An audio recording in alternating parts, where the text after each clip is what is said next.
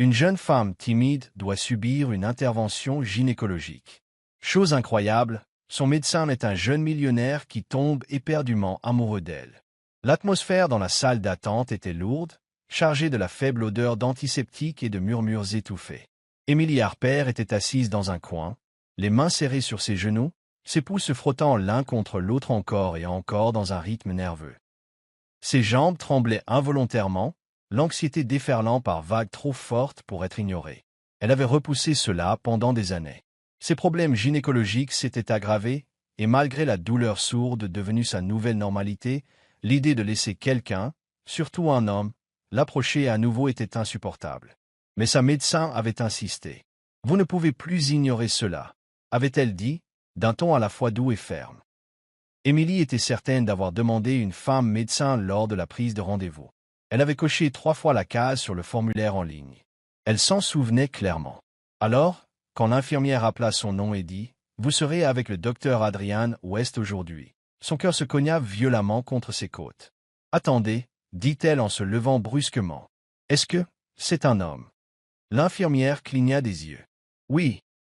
Le docteur West est l'un de nos meilleurs gynécologues. Y a-t-il un problème ?» Emily recula d'un pas, la gorge nouée. « Yeah. Je pensais avoir rendez-vous avec une femme médecin. » L'infirmière lui adressa un sourire poli, mais désolé. « Je suis désolé, il y a peut-être eu un changement d'horaire, mais je vous assure que le docteur West est extrêmement professionnel. Il a aidé de nombreuses femmes qui sont arrivées aussi nerveuses que vous. Vous êtes entre de très bonnes mains. » Emily hésita, partagée entre la peur et la nécessité. Son abdomen lui lança une légère douleur, un rappel cruel. Elle avait besoin d'aide. Et pourtant, tout en elle hurlait de fuir. Elle regarda la porte fermée de la salle d'examen, puis l'infirmière. « Je n'aime pas qu'on me touche, » murmura-t-elle, à peine audible. « Je comprends, » dit doucement l'infirmière. « Vous pouvez arrêter l'examen à tout moment. Rien ne se passera sans votre consentement. » Le pouls d'Emily martelait tandis qu'elle hochait la tête raidement, suivant l'infirmière dans le couloir. Chaque pas lui donnait l'impression de marcher vers un souvenir qu'elle avait passé des années à essayer d'enterrer. Dans la salle, elle enfila la blouse médicale, le tissu froid contre sa peau. Elle s'assit sur le bord de la table d'examen, les bras serrés autour d'elle, respirant lentement et superficiellement. « On frappe d'Ausmet. Madame Harper, puis-je entrer ?» Elle ne répondit pas, fixant simplement le mur. La porte s'ouvrit en grinçant. Le docteur Adrian West entra, tenant un porte-bloc. Sa présence emplit la pièce, non pas de manière intimidante, mais avec une sorte de calme, d'ancrage. Il était grand, mince, avec des yeux noisettes bienveillants et une voix douce comme une eau calme. « Bonjour, Emily, dit-il gentiment en posant le porte-bloc. Je suis le docteur West. Je comprends qu'il y ait eu une confusion concernant le rendez-vous aujourd'hui. Je veux que vous sachiez que si vous êtes mal à l'aise pour quelque raison que ce soit, nous pouvons reporter ou arrêter à tout moment. Vous avez le contrôle total ici. » Emily ne croisa pas son regard. « Faites-le vite, » murmura-t-elle. Adrian hocha la tête, non offensé par son ton. « Très bien. Je vais vous expliquer tout ce que je fais avant de le faire, d'accord ?» Elle eut le plus léger des hochements de tête. Il commença par des questions de base, gardant un ton léger mais respectueux. Elle répondit doucement, ses mains tripotant l'ourlet de la blouse. Quand vint le moment de l'examen physique, il expliqua tout en termes clairs et professionnels. « Je vais examiner le bas de votre abdomen maintenant, » dit-il. « Dites-moi immédiatement si vous ressentez une douleur ou une gêne. » Il appuya doucement, en commençant par les zones extérieures. Elle était tendue sous ses doigts, chaque muscle rigide. Alors qu'il se rapprochait de la région pelvienne, sa main, toujours à l'extérieur de la blouse, frôla accidentellement de trop près l'intérieur de sa cuisse. Quelque chose cassa en elle. Ses yeux s'écarquillèrent. Son soufflet s'écoupa. « Ne me touchez pas. » Elle repoussa sa main, reculant si violemment que les étriers heurtèrent la table métallique avec un bruit sec. Adrian recula instinctivement, les 2 mains levées par surprise. Emily descendit précipitamment de la table, serrant la blouse contre elle. Ses yeux se remplirent de larmes, écarquillés de fureur et de panique. « Est-ce que vous savez seulement ce que vous venez de faire ?» hurla-t-elle. « Pensez-vous que parce que vous portez cette blouse, vous pouvez toucher les femmes comme bon vous semble ?»« Attendez, Emily, commença Adrian, mais elle reculait déjà vers la porte. Ne m'y parlez pas. Ne me suivez pas. Restez loin de moi. Elle ouvrit la porte à la volée, les larmes coulant sur ses joues, et sortit en courant pieds nus dans le couloir. L'infirmière tenta de l'appeler, mais Émilie avait disparu avant que quiconque puisse réagir. Adrian resta là, dans un silence stupéfait, le visage empreint d'un mélange d'inquiétude et de confusion. Ses mains, encore légèrement levées, s'abaissèrent lentement, son esprit confus. Il n'avait aucune idée de ce qui venait de se passer, mais il le sentait. Cela ne le concernait pas lui. Quelque chose de plus profond avait été déclenché dans cette pièce, et quoi que ce fût, cela avait laissé une blessure béante. Émilie claqua la porte derrière elle, la poitrine haletante comme si elle avait échappé à une tempête. Son manteau glissa de ses épaules, oublié, tandis qu'elle s'effondrait sur le sol, le dos appuyé contre la porte. Ses bras s'enroulèrent autour d'elle, essayant de ne pas s'effondrer. Les larmes vinrent vite, chaudes, furieuses, incontrôlables. Elle avait cru pouvoir gérer, cru que le temps avait émoussé la douleur, mais un simple contact clinique accidentel l'avait fait sombrer. La panique, la honte, les souvenirs, tout revint en force. Elle avait de nouveau 15 ans, maladroite et timide, son corps commençant à changer d'une manière qu'elle ne comprenait pas. C'était un examen médical scolaire de routine. Ses camarades de classe plaisantaient et se taquinaient en attendant leur tour. Quand son nom fut appelé, elle entra dans une petite pièce cloisonnée où un médecin d'âge moyen l'attendait avec un sourire trop large. Au début, c'était normal, tension artérielle, réflexe, mais ensuite son regard s'attarda. Il commenta son développement et dit qu'il devait vérifier quelque chose pour sa santé future. Elle se souvenait de la façon dont ses doigts avaient effleuré sa poitrine, de la façon dont il s'était penché près d'elle, son haleine lourde de café et de menthe.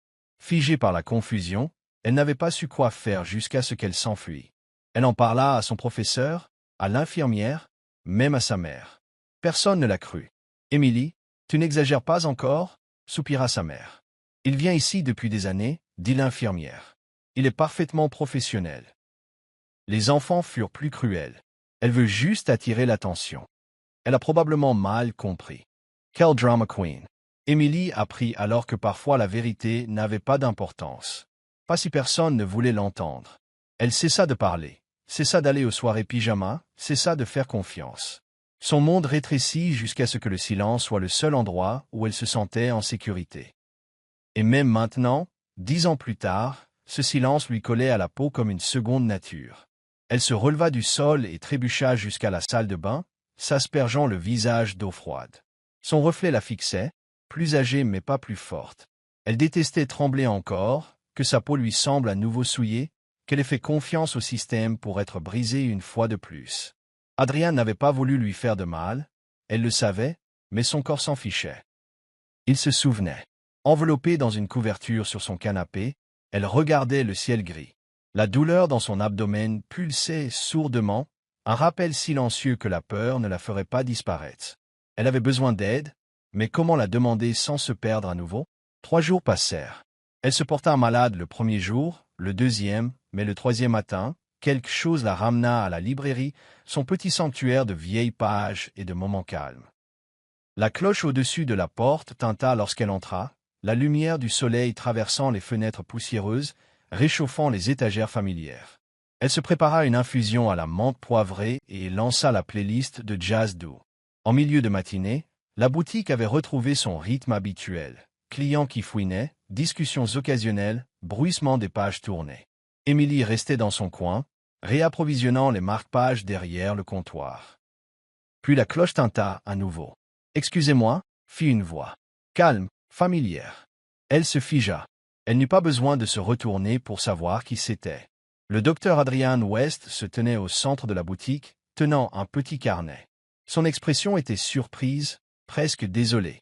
Il portait un jean, un manteau bleu marine, pas de blouse blanche, pas de stéthoscope.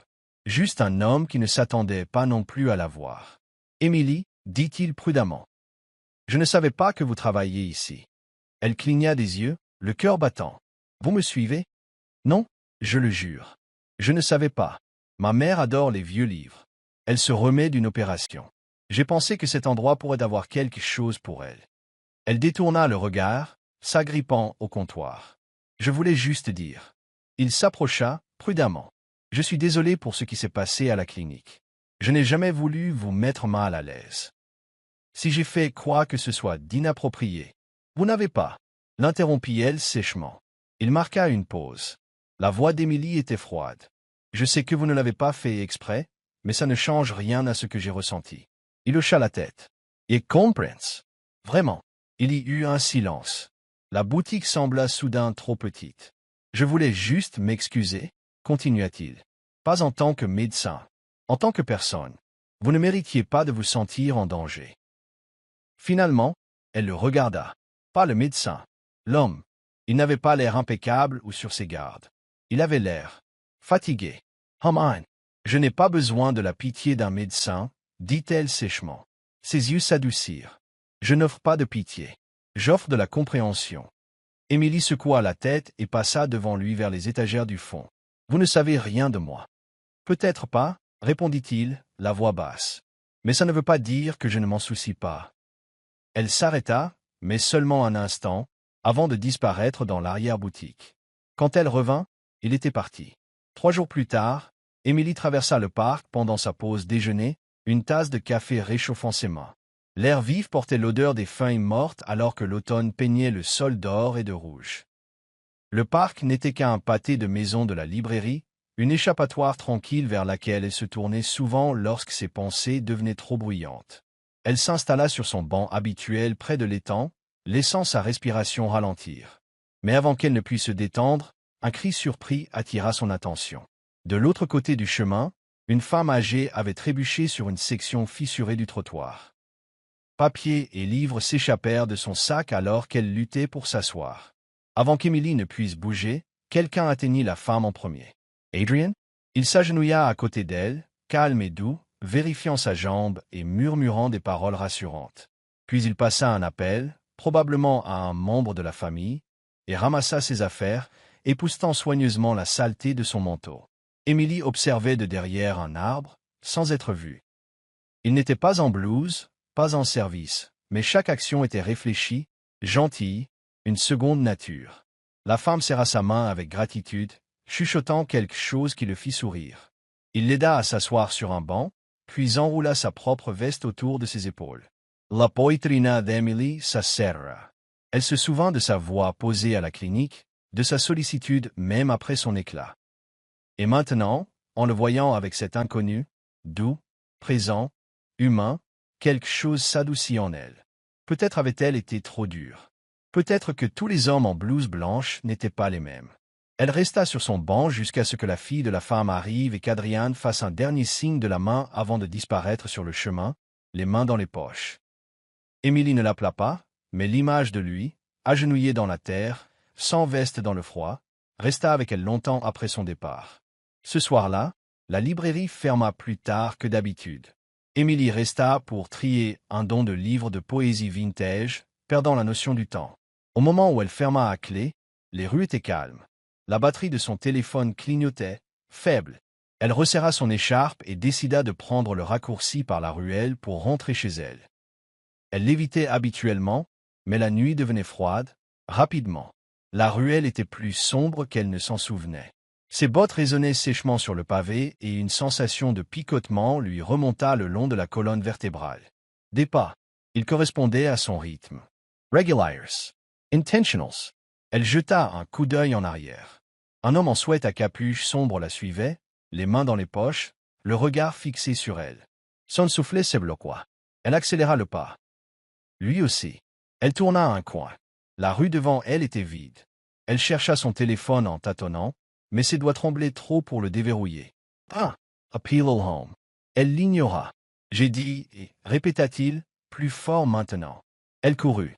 Il lui attrapa le bras. Ne me fuis pas, ma belle. La panique la submergia. Elle hurla, se dégageant en se tortillant, son sac tombant au sol. Il tendit à nouveau la main, puis des phares déchirèrent l'obscurité. Une voiture freina brusquement. Et, rugit une voix. Adrian.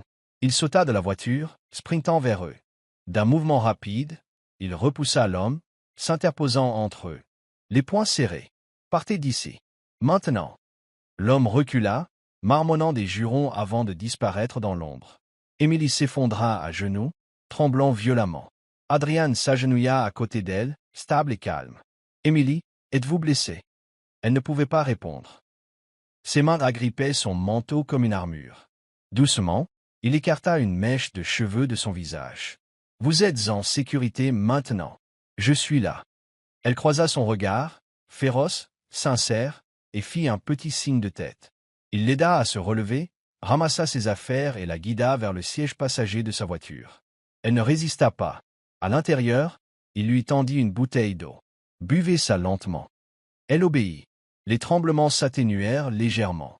« Je rentrais de l'hôpital, » dit doucement Adrian. « J'ai fait un détour. Je suis tellement content de l'avoir fait. » Elle trouva enfin sa voix. « Merci. Vous n'avez pas à me remercier, » répondit-il. « Je suis juste désolé que cela soit arrivé. » Le trajet fut silencieux. Quand ils arrivèrent à son appartement, il insista pour la raccompagner jusqu'à sa porte. À l'intérieur, elle s'affaissa sur le canapé pendant qu'il s'agenouillait devant elle, nettoyant doucement une égratignure sur sa main. « Ce n'est pas profond, » murmura-t-il, « mais ça pourrait piquer un peu. » Elle ne tressaillit pas. La prise de conscience la frappa. Il touchait sa peau. Elle ne ressentait pas de peur, pas de panique, pas de dégoût, juste du calme. « Vous êtes doué pour ça, » chuchota-t-elle. Il leva les yeux avec un sourire. Les réparations de fortune. Ou arrivé au bon moment. Elle sourit. Faiblement, mais réellement. « Mais je resterai jusqu'à ce que vous vous endormiez, » proposa-t-il. Et il le fit. Il s'assit dans le fauteuil en face de la pièce, lisant tranquillement pendant qu'elle était allongée sous une couverture. Son corps, pour la première fois depuis des années, s'autorisa à se reposer. Avant que le sommeil ne l'emporte, elle le regarda une dernière fois. Pendant des années, la peur avait façonné son monde. Mais ce soir, quelqu'un était intervenu. Pas pour blesser, pas pour réparer, mais simplement pour être là. Et cela changeait tout. Le lendemain matin, elle lui envoya un SMS. « Émilie, merci encore. Pour hier soir. Adrian, quand vous voulez. Toujours. » À partir de ce moment-là, ils commencèrent à s'envoyer des SMS plus souvent. Parfois sur les livres, parfois sur la vie. Rien de trop personnel, mais assez pour qu'elle continue de penser à lui. Et pour la première fois depuis très longtemps, Émilie ne se sentit plus aussi seule. La semaine suivante apporta un froid inattendu, à la fois dans l'air et dans le monde d'Émilie. Elle venait d'arriver à la librairie et installait la vitrine lorsque sa collègue, Sarah, l'appela depuis le comptoir. « Hé, Émilie, tu devrais voir ça. » Émilie s'approcha, essuyant la poussière de ses mains. Sur la petite télévision du magasin, un segment d'actualité matinale locale était diffusé. « Aujourd'hui, dans plein feu sur les acteurs du changement, » dit le présentateur, « nous mettons en vedette l'un des professionnels de la santé les plus jeunes et les plus prospères de l'État, le Dr Adrian West, héritier de la Fondation médicale West et chef de leur division santé de la femme. Emily S. Figia. » À l'écran apparut une photo d'Adrian, souriant en blouse, debout devant un hôpital. Son nom était imprimé en gras en bas, Dr Adrian West, directeur médical et philanthrope. Le reportage continua, montrant des images d'installations de pointe, d'événements caritatifs et de recherches révolutionnaires financés par la famille West. Adrian était montré prononçant des discours lors de conférences, consultant des leaders mondiaux de la santé, serrant même la main de politiciens. Les doigts d'Émilie se crispèrent sur le bord du comptoir. « West Medical », dit Sarah en haussant un sourcil. « C'est pas une fondation qui vaut des milliards, ça ?» Émilie ne répondit pas. Elle ne le pouvait pas. Plus tard dans la soirée, elle était assise seule dans son appartement, ordinateur portable ouvert, fixant article après article sur la dynastie médicale West. Adrian n'était pas seulement un médecin talentueux. Il était cet Adrian West, le fils unique de Gregory West, l'une des figures les plus puissantes de l'industrie de la santé. Elle fit défiler des photos d'événements de luxe, de collecte de fonds dans des manoirs, d'apparitions à des galas. Dans toutes, Adrian avait l'air parfaitement calme, digne et complètement hors de portée. Cela n'avait pas de sens. Il conduisait une voiture modeste, portait des vêtements simples, aidait une vieille femme dans le parc sans fanfare. Il ne se comportait pas comme quelqu'un né dans la richesse, mais cela n'empêcha pas le nœud de se former dans son estomac. Est-ce que tout cela, sa gentillesse, son attention, même la nuit où il l'avait sauvée n'était qu'une comédie, un projet pour se sentir noble? La fois suivante où elle le vit, Elle n'attendit pas les politesses. C'était dans un café près de l'hôpital. Il faisait la queue, feuilletant un petit carnet. Elle s'approcha, le cœur battant. « Adrian !» Il se retourna, surpris, puis sourit. « Emily, Sally. Qui êtes-vous » demanda-t-elle sans détour. Il cligna des yeux. « J'ai vu le reportage » ajouta-t-elle. « Les interviews, les œuvres caritatives, la dynastie. » Il expira lentement. « Ah, alors vous l'avez découvert. Vous n'êtes pas juste un médecin. Vous êtes ce médecin. » Adrian acquiesça légèrement. « C'est vrai. Mon père a construit la fondation. J'ai grandi dans les hôpitaux et les salles de conseil. Et vous n'avez pas pensé à le mentionner ?» Sa voix monta. Quel était le plan? Jouer le gars charmant et humble pour que la pauvre fille traumatisée s'ouvre à vous? Son visage ne changea pas. Il ne se mit pas sur la défensive. « Non, dit-il simplement. Je ne vous l'ai pas dit parce que je ne voulais pas que cette partie de ma vie soit la première chose que vous voyez. » Émilie croisa les bras, ses murs se relevant à nouveau. « Alors quelle partie est réelle? Le médecin qui m'a aidé dans la ruelle ou l'homme qui dîne avec des sénateurs ?» Adrian la regarda longuement, puis désigna le banc du parc voisin. « Pouvons-nous nous asseoir ?» Elle hésita, mais le suivit. Une fois assis, il parla prudemment. « Émilie, j'ai grandi avec toutes les opportunités qui m'ont été offertes, mais j'ai aussi grandi avec des parents qui se regardaient à peine. Une mère qui organisait des galas de charité mais ne venait jamais à mes récitals. Un père qui m'a appris à négocier avant de m'apprendre à faire du vélo. » Il regarda ses mains. « J'ai choisi la médecine parce que c'était le seul endroit où je me sentais utile, ancré, réel. Et quand j'ai commencé à travailler en santé des femmes, j'ai vu combien de douleurs et de honte tant de femmes portent en silence. Je voulais faire quelque chose qui comptait. » Il se tourna vers elle. « Je n'ai jamais prétendu être quelqu'un que je ne suis pas, mais je n'ai pas mis mon nom de famille en avant parce que je ne voulais pas que ce soit un mur entre nous. » Émilie étudia son visage. Il n'y avait aucune trace d'arrogance, pas de discours de relations publiques bien rodé, juste de la sincérité. Elle détourna le regard, sa voix plus douce. « Je ne sais pas comment faire confiance aux gens comme vous, les gens qui ont tout. » Adrian esquissa un léger sourire. « Je n'ai pas tout, loin de là, mais j'essaie de vivre honnêtement, et si ça vous fait peur, je comprends. » Il y eut un silence entre eux, pas froid, mais contemplatif. Puis elle demanda, encore plus bas, « Pourquoi moi ?» Il n'hésita pas. « Parce que vous ne me voyez pas pour ce que j'ai. Vous voyez clair en moi. Vous me défiez. Et parce que la nuit où je vous ai vu fuir cette salle d'examen, j'ai vu quelqu'un de plus courageux que la plupart des gens que j'ai rencontrés dans toute ma vie. » Émilie baissa les yeux, dépassée. Peut-être que ce n'était pas une question d'argent. Peut-être que c'était la façon dont il la faisait se sentir. Vue, en sécurité, et jamais prise en pitié. Elle hocha lentement la tête, et pour la première fois, elle s'autorisa à croire qu'Adrian pourrait être vrai. Le vent avait recommencé à se réchauffer, une douce promesse de printemps dans l'air. Mais Émilie ne trouvait aucun réconfort dans ce changement de saison. La douleur était revenue, plus forte, plus aiguë, plus persistante qu'auparavant. Pendant des semaines, elle l'avait ignorée. Elle prenait des médicaments en vente libre, se distrayait avec des livres, se disait que ça passerait. Mais au fond d'elle, elle savait que non. Le diagnostic avait été clair. Sans chirurgie, son état pourrait s'aggraver. La peur l'avait paralysée. La pensée de rester inconsciente, vulnérable, entre les mains de quelqu'un, cela la paralysait. Jusqu'à maintenant.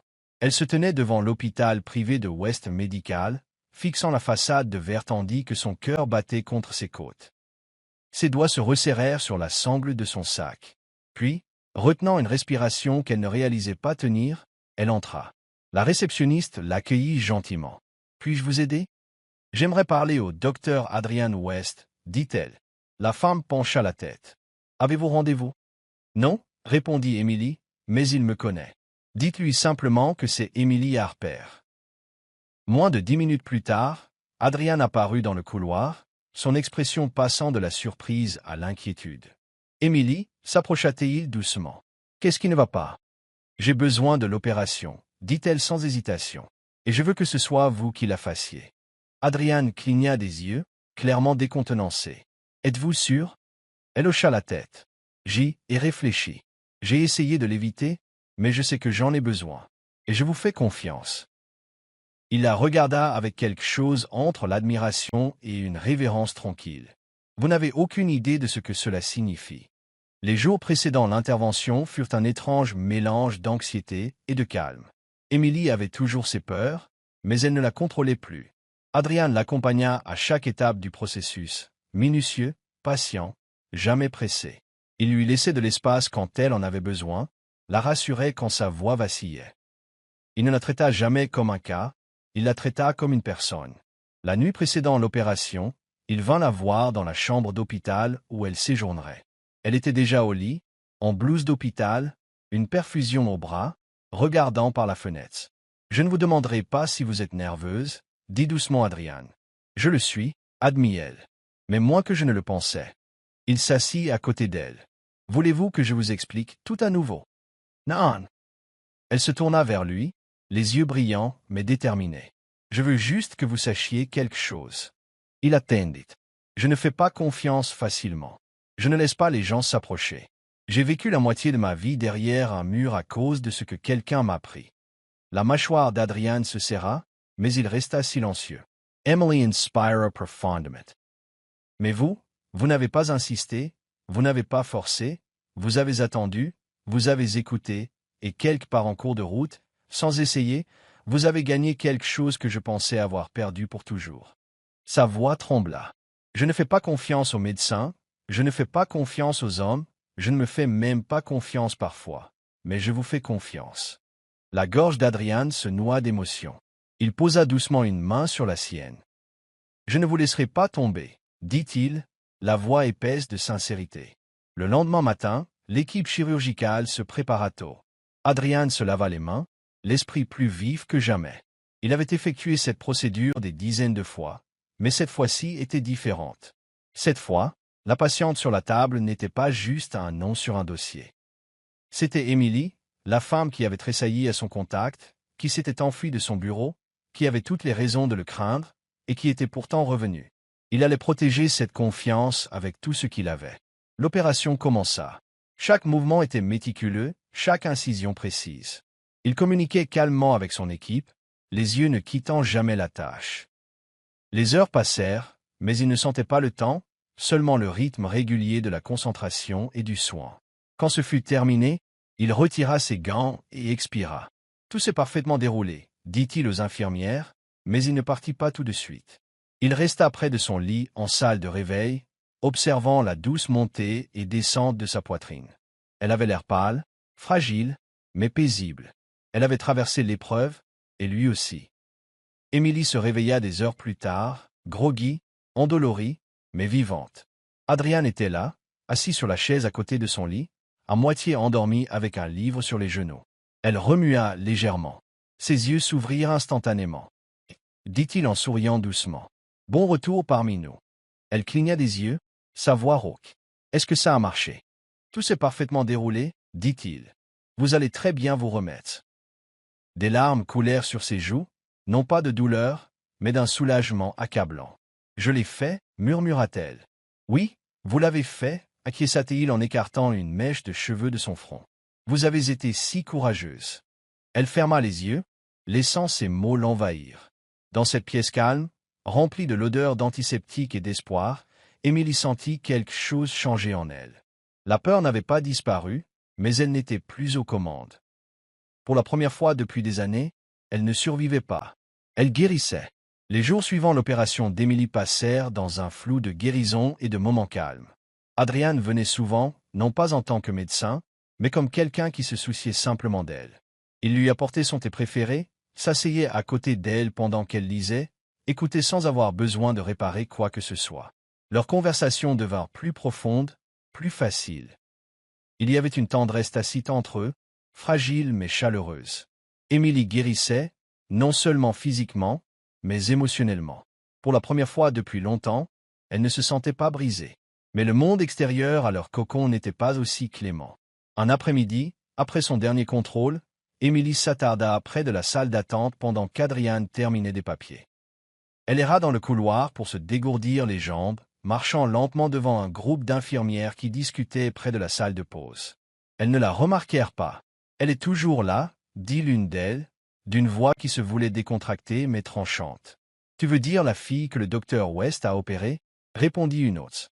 Ouais, elle traîne beaucoup dans le coin ces derniers temps. Ben, évidemment, ricana la première infirmière. Si j'étais une patiente sans argent, sans statut, je traînerais aussi autour d'un médecin millionnaire. Elles rirent toutes. C'est juste une fille abîmée qui a eu de la chance. Elle n'est pas son genre, même pas proche. Emily essorit net. Son estomac s'étordit. Leurs mots lui firent l'effet d'aiguille.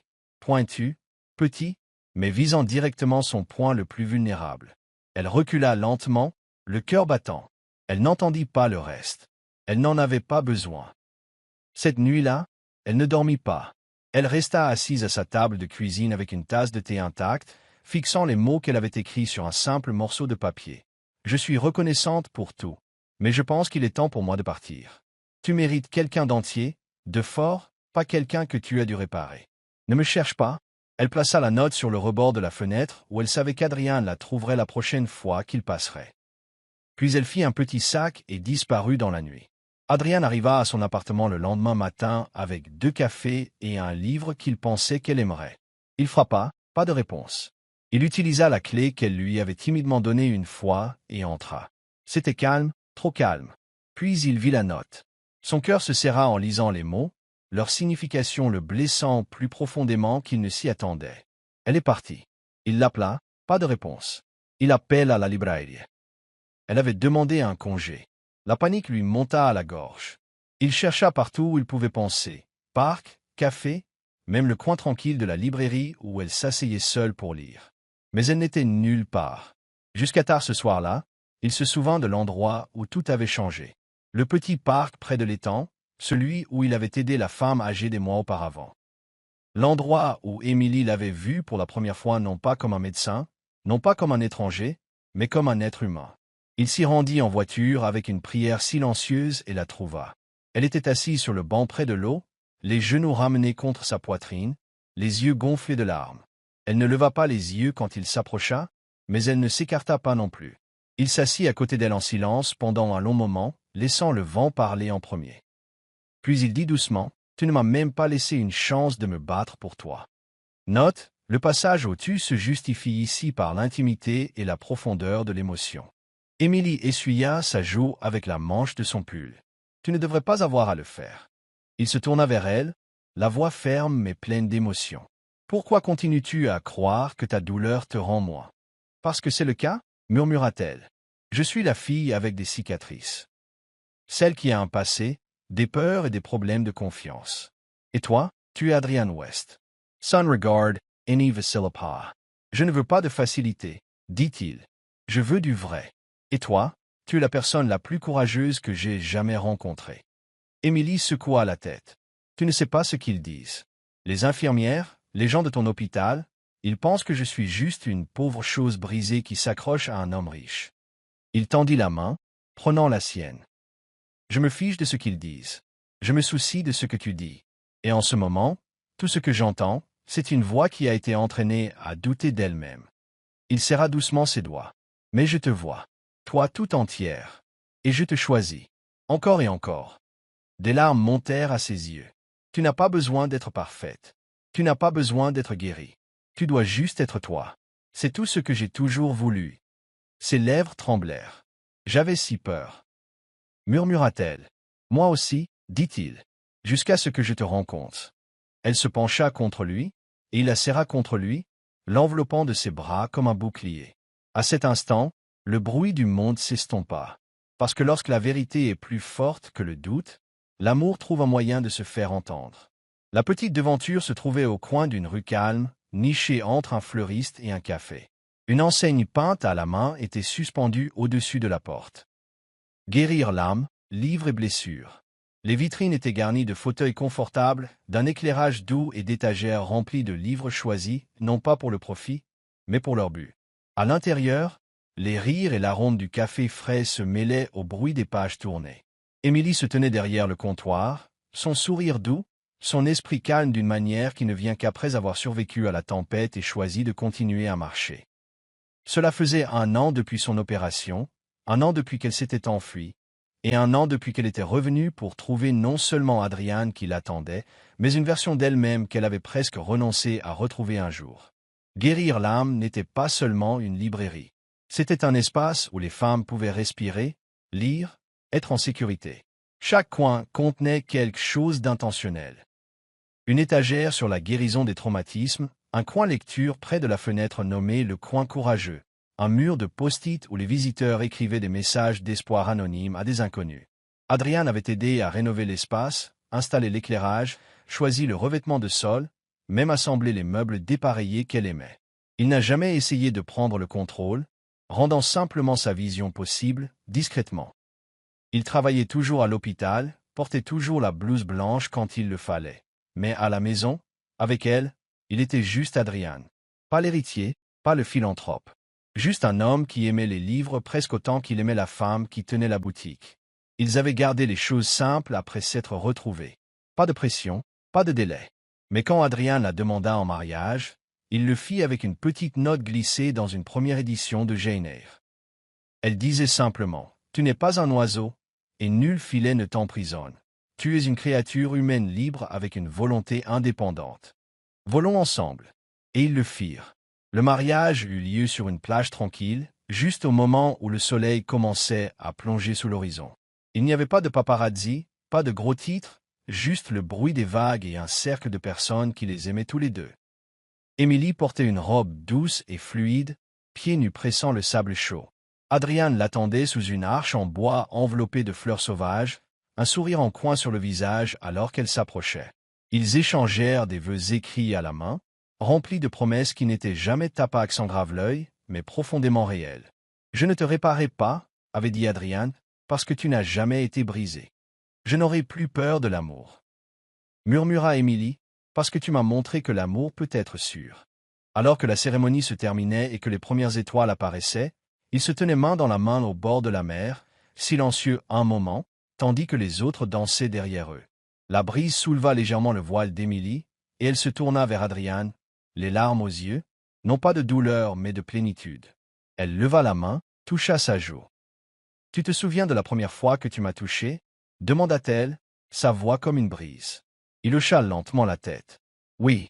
Je pensais que je ne me sentirais plus jamais en sécurité, » dit-elle, un léger sourire jouant sur ses lèvres. « Mais le jour où tu m'as touché, pas en tant que médecin, pas en tant qu'homme essayant de prouver quoi que ce soit, mais avec rien d'autre que de l'honnêteté et de l'attention. » Elle se pencha, son front contre le sien.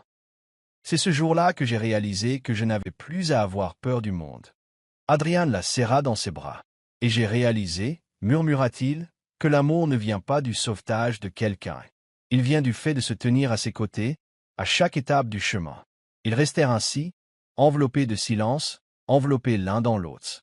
Et dans les semaines et les mois qui suivirent, leur vie ensemble se déroula en chapitres doux et beaux. Matin simple, repas partagés, conversations tardives sur les livres et les rêves, et des rires qui guérissaient des endroits que la médecine ne pourrait jamais atteindre. Émilie avait encore des moments difficiles, des déclencheurs, des ombres qui revenaient de temps en temps.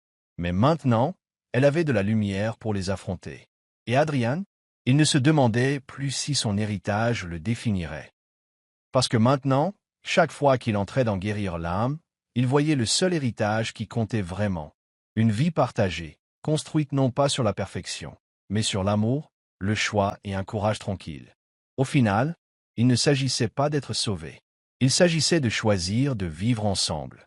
Si le parcours d'Émilie a touché votre cœur, si vous avez vu une partie de vous-même dans ses peurs, sa force ou sa guérison, sachez que vous n'êtes pas seul.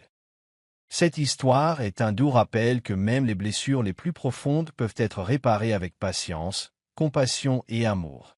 Et parfois, les personnes les plus inattendues entrent dans nos vies non pas pour nous sauver, mais pour nous rappeler que nous valons la peine d'être sauvés.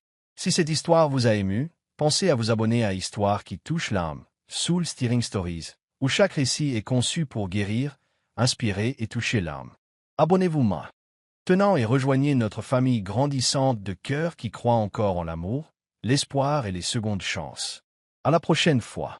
Restez bienveillants, restez courageux et continuez à croire au pouvoir des histoires.